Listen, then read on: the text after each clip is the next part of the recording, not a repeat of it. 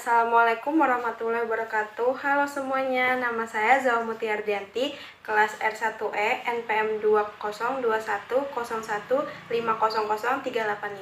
Kami dari kelompok 9 akan menjelaskan mengenai gejala kognitif pada manusia. Sebelum itu, ada baiknya kita kenalan dulu nih sama pengertian kognitif. Kognitif berasal dari kata kognitif, yang berarti hal yang berhubungan dengan pengamatan.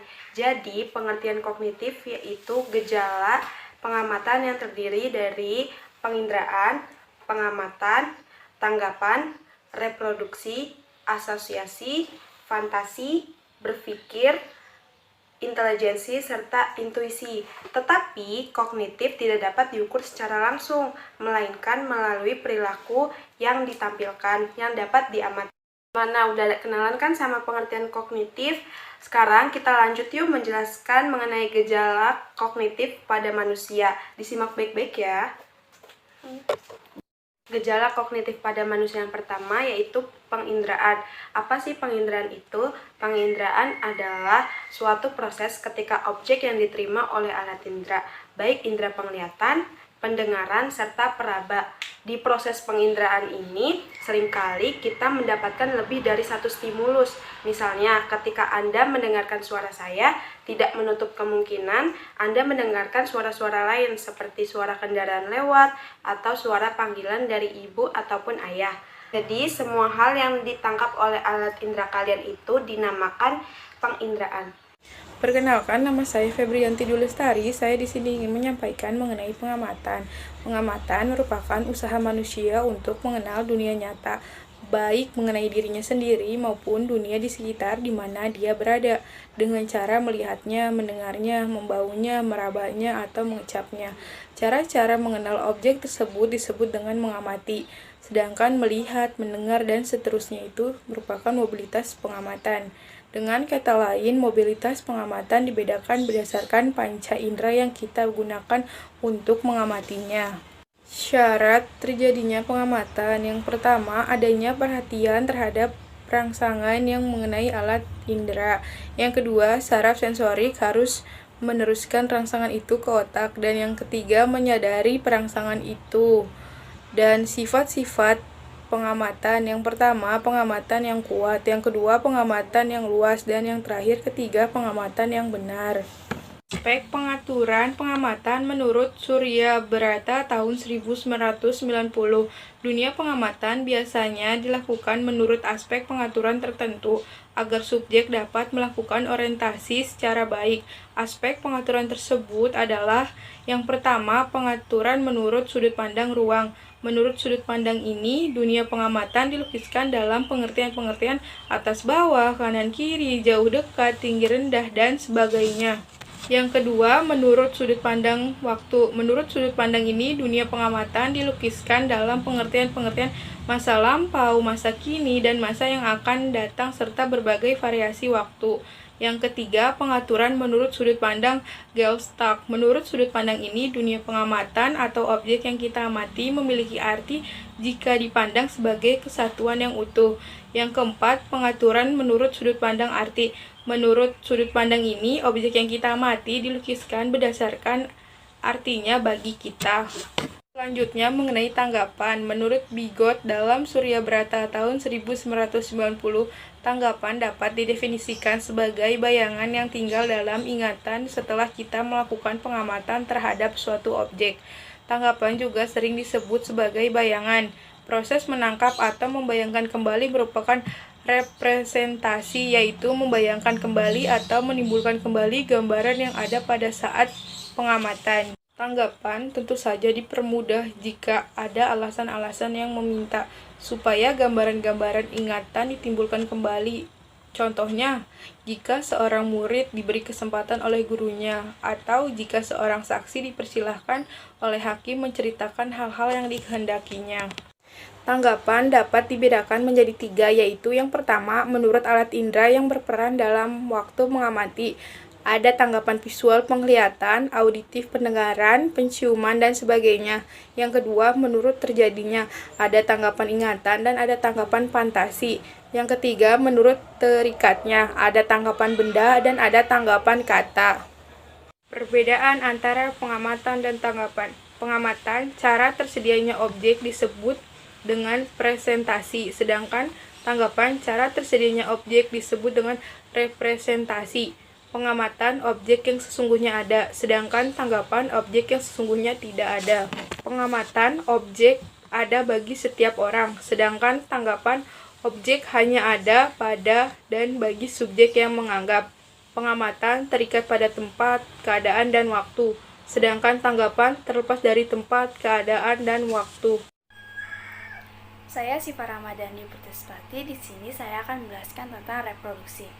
Reproduksi yaitu pemunculan tanggapan dari keadaan bawah sadar menuju ke alam sadar. Jadi ketika kita mengingat sesuatu itu dinamakan reproduksi ingatan. Karena adanya perangsang dari luar, jadi bisa saja kita mengingat sesuatu karena ada yang bertanya, ataupun kita melihat sesuatu seperti kayaknya kita pernah ngomongin ini nih. Nah kayak gitu, itu yang dinamakan reproduksi ingatan. Jadi asosiasi ialah sangkut paut antara tanggapan satu dengan tanggapan yang lain. Jadi kita bisa mengingat sesuatu bukan karena hal tersebut, tetapi serupa dengan hal tersebut. Nah, di asosiasi ini ada 5 hukum yang berlaku. Yang pertama, hukum sama waktu. Contohnya seperti kita lewat gerbang sekolah, lalu kita mengingat hal yang pernah terjadi waktu kita SMA. Contohnya seperti saya nih pernah berantem nih sama ini di sini gitu. Yang kedua ada hukum beruntun. Misalnya saya mengucap do re mi, pasti kalian akan mereproduksi fa sol la si do. Selanjutnya ada hukum persamaan. Contohnya ketika kita melihat foto pantai maupun gunung, kita ingin rasanya liburan. Dan yang keempat ada hukum perlawanan. Contohnya seperti ingat dekatnya, ingat jauhnya. Nah, hal-hal yang berlawanan tersebut seringkali terjadi ketika kita memikirkan hal lain. Yang terakhir ada hukum sebab akibat.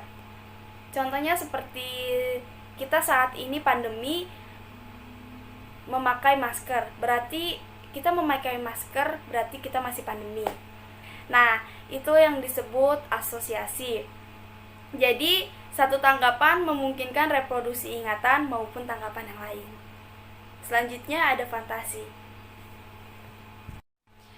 Jadi fantasi menurut Surya Brata dan Wilkito, fantasi didefinisikan sebagai kemampuan jiwa untuk membentuk tanggapan atau bayangan yang baru dengan adanya pertolongan tanggapan dan bayangan yang sudah ada, tetapi tidak harus sama atau sesuai dengan barang yang sudah ada. Fantasi juga berlangsung secara tidak sadar maupun secara sadar. Fantasi yang secara sadar yaitu fantasi yang menyadari akan fantasinya. Sedangkan fantasi yang tidak disadar, seseorang tidak menyadari bahwa dia dituntut oleh fantasinya. Nah, fantasi tersebut dibedakan menjadi 2. Ada fantasi menciptakan dan fantasi dipimpin. Fantasi menciptakan contohnya seperti seorang siswa membuat karangan sesuai dengan fantasinya. Sedangkan fantasi dipimpin contohnya seperti seorang siswa membacakan cerita lalu membayangkan tempat-tempat baru seperti yang dia bacakan.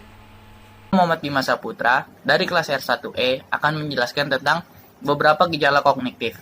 Yang pertama, ada berpikir. Keberhasilan terbesar dari spesies manusia adalah kemampuannya untuk mempunyai pemikiran yang kompleks. Berpikir meliputi sejumlah besar kegiatan mental. Berpikir membutuhkan kemampuan untuk membayangkan atau menggambarkan benda dan peristiwa yang secara fisik tidak ada.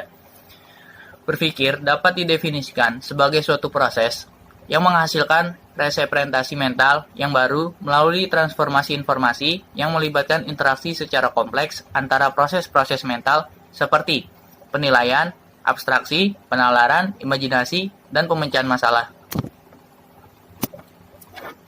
Proses berpikir secara normal menurut Meyer dalam Sousa 1988 meliputi 3 komponen pokok sebagai berikut. Berpikir adalah aktivitas kognitif yang terjadi di dalam mental atau pikiran seseorang, tidak nampak tetapi dapat disimpulkan berdasarkan perilaku yang nampak. Yang kedua, berpikir merupakan suatu proses yang melibatkan beberapa manipulasi pengetahuan di dalam sistem kognitif. Pengetahuan yang pernah dimiliki tersimpan di dalam ingatan, digabungkan dengan informasi sekarang sehingga mengubah pengetahuan seseorang mengenai situasi yang sedang dihadapi. Lalu yang ketiga, berpikir diarahkan dan menghasilkan perbuatan pemecahan masalah atau diarahkan menuju pada pemecahan masalah. Contohnya seperti orang bermain catur, setiap langkah dilakukan untuk memenangkan permainan, tetapi setiap langkah belum tentu akan berhasil. Lalu yang kedua, ada intelijensi. Intelijensi merupakan suatu masalah yang banyak dibahas oleh orang sejak lama. Walaupun ada pergeseran pandangan dalam masalah ini, tetapi pada umumnya orang berpendapat bahwa intelijensi merupakan salah satu faktor yang menentukan keberhasilan belajar seseorang. Intelijensi juga disebut dengan kecerdasan. Istilah intelijensi berasal dari kata intelliger, yang berarti menghubungkan atau menyatukan satu sama lain. Definisi intelijensi cukup beragam, salah satunya dinyatakan oleh Stern yang menyebutkan bahwa intelijensi adalah daya menyesuaikan diri dengan keadaan baru dengan menggunakan alat-alat berpikir menurut tujuannya. Menurut Sperman, intelijensi mengandung 2 faktor. Yang pertama, ada general ability atau faktor G. Merupakan faktor yang mendasari semua tingkah laku orang. Jadi di dalam setiap tingkah laku terdapat faktor G yang sama. Lalu special ability, faktor S, merupakan faktor yang berfungsi pada tingkah laku khusus. Jadi dalam tingkah laku yang berbeda akan terdapat faktor S yang sama, namun faktor G-nya sama. Lalu yang ketiga, ada intuisi. Intuisi ialah pandangan batinilah yang serta-merta tembus mengenai suatu peristiwa atau kebenaran. Tanpa perurutan pikiran, mirip ilham, intuisi merupakan bentuk perkiraan yang samar-samar, sering setengah disadari, tanpa diiringi proses berpikir yang cermat sebelumnya, namun kemudian dapat menuntun pada satu keyakinan yang tepat. Intuisi ini sifatnya kreatif dan menjadi bagian dari kehidupan psikis yang tidak didasari. Maka intuisi dapat dianggap sebagai bentuk berpikir tembus langsung dengan menggunakan wawasan insight menanggapi suatu situasi. Gimana, udah paham kan mengenai gejala kognitif pada manusia? Terima kasih sudah menyimak video kami. Kurang lebihnya mohon maaf. Wassalamualaikum warahmatullahi wabarakatuh.